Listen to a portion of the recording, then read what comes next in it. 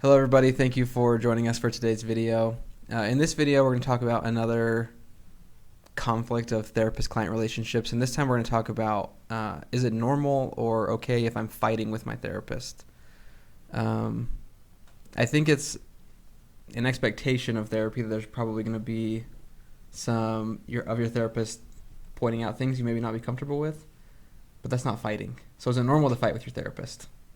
Right. Well, and maybe let's back up. What would you guys consider fighting with your clients? What would that be? I don't know that I have a great answer for that. Just any kind of, like, if I think of an argument I have in my life outside of being a therapist, just like a heated disagreement about something. Yeah. Heated disagreement, right?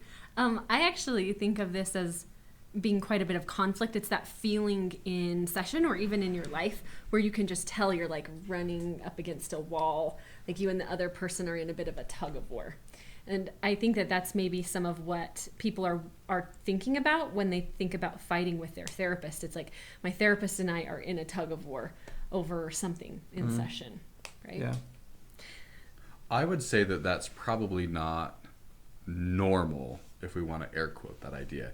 And part of the reason I say that is I reflect on almost a decade of doing this. Have I had moments like that? Probably. But I don't, like, it wasn't ongoing. They haven't been a lot. Like, I don't even know that I would suggest, if I've been doing this for a decade, I probably haven't had 10, which would be one a year, right? So to say, is it normal? I'd probably say no. Yeah. And even then I would ask you, like, was it even the tug of war sense, was it that, or was it just like you disagreeing with something, right? Because I think that is normal. I think your therapist totally can.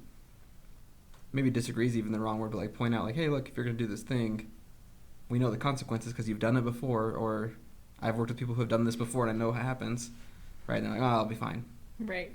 Well, maybe even more specifically, I'll mention like a couple of things that I have come up in session. I have had come up in session that I think could easily turn into that tug of war. So one of the places that I see this really commonly is with cutting or self-harm. So the client comes in and discloses they're cutting or self-harming, and we'll start to talk through it. And as a therapist, again, it's not my job to tell the person that they have to stop cutting.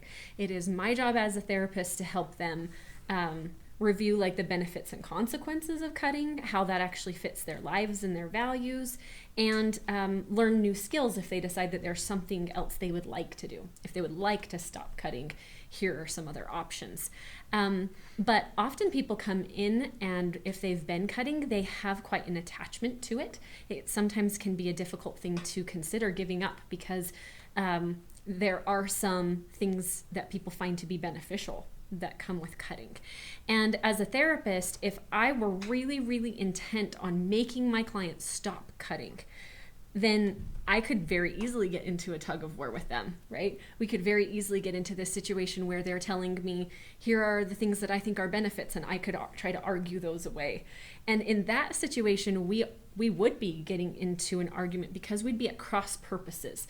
My job or my desire to help them stop cutting versus their desire for something different then are at cross purposes. And so in a session, you really could get into a tug of war. Do you guys see things like this? I think that's a great example of it. Yeah. It makes me think of this term we have in the field called your client's right to self-determination. What does that mean? Client's right to self-determination means that a client gets to decide for themselves what it is that they want, what they want their treatment to look like, and what goals they want to achieve. Yeah. Would you add to that anything? That was a way better definition than I could have thought of. Yeah, that sounds That's great. why I asked you. But I think that those are probably the things that you're going to run into this with, right? Is those aspects where the client's right to self-determination, if it is to cut, feels like something that is also going to be counter to my job as a therapist of helping them get better. Because when I think about this, and I share a lot of those same views on the idea or concept of self-harm. And as I'm thinking about it as you're talking, I'm like,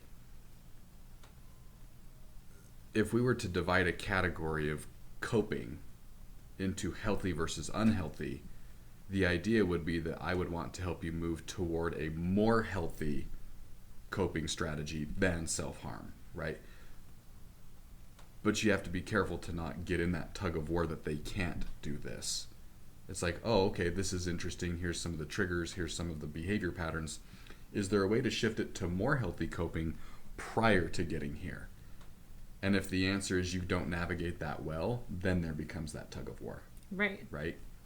Right. So I would say if you're feeling like you're fighting with your therapist, then it's something that, first of all, you should bring up to your therapist. Agreed. And second of all, could really indicate kind of a problem in the therapeutic relationship. You shouldn't feel like you're fighting your therapist. If there's something that you really want or really have as a goal and you're trying to have that right to self-determination and you feel like your therapist is trying to push you away from it, that really is a problem. And this can get really tricky because obviously like we treat suicidality a lot. And as a therapist, I'm never going to say to my client, like, Yeah, go for it. go for it. Good luck. Yeah, sounds like you've made up your mind, right? That I'm not going to say that. But I am very much going to help that person, again, find some healthier coping skills, find some different options, and think about things in a little bit different way. But it is never my job to put my will on my client. Yeah. Will your therapist ever call you out? Hey, Josh. Hopefully. Why are you looking at me? That's a perfect example of a call out right there. So I'll just tell you guys, one of my beliefs is that I think that our job as a therapist is to point out patterns and to specifically behavior patterns that we observe. Obviously, we're not all knowing. I don't have a crystal ball. I don't see into the future, right? Some therapists might. Some might. That's right. Not us. Not this one. And so sometimes I think it's fair for the assumption to be that my therapist is going to point out a pattern that they see, and I think that sometimes can feel uncomfortable. Mm-hmm. I mean, I've had clients who are very self-aware who can point out patterns in me, and then I sit down and I'm like, what do I think about that, and what do I do with it, right? So will they call you out? Yes, probably to some degree. And I would hope that the majority of the intention of that isn't to tick the client off, right? Right. It's simply to point out a pattern that they're observing. What do you want to do with it?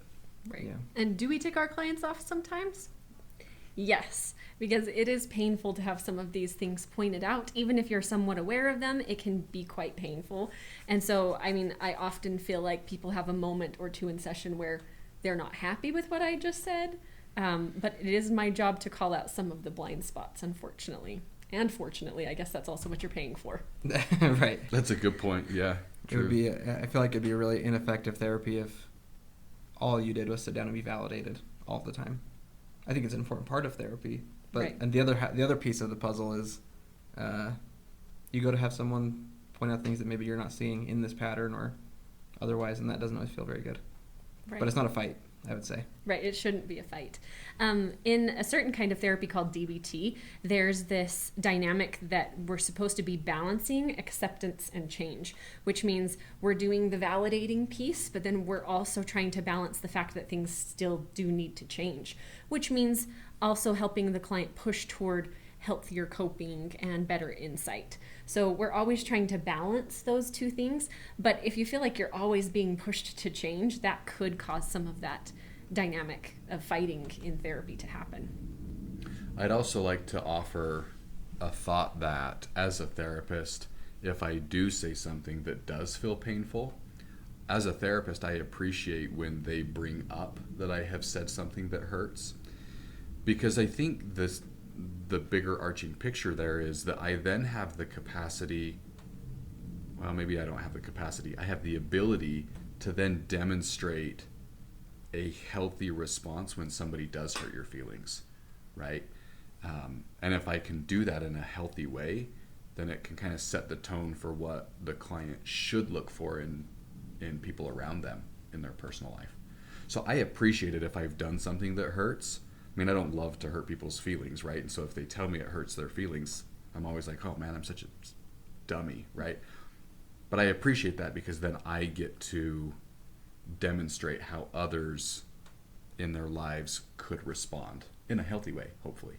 Right. If your therapist hurts your feelings, it's totally fine to bring it up with them. Yeah. Hey, I'd this hurt my appreciate feelings it. when you said this. And I think as a therapist, it's actually really helpful to hear stuff like that. Yeah. It is for me. That way I can make the adjustments necessary. So don't fight with your therapist. But if Don't. they hurt their feelings, if they hurt your feelings, tell them. Right. That's right. Okay. All right. Well, thanks everybody for joining this video. If you liked it, please like and subscribe. Leave a comment if you want to talk some more, and we'll see you on the next video. Thanks. See ya.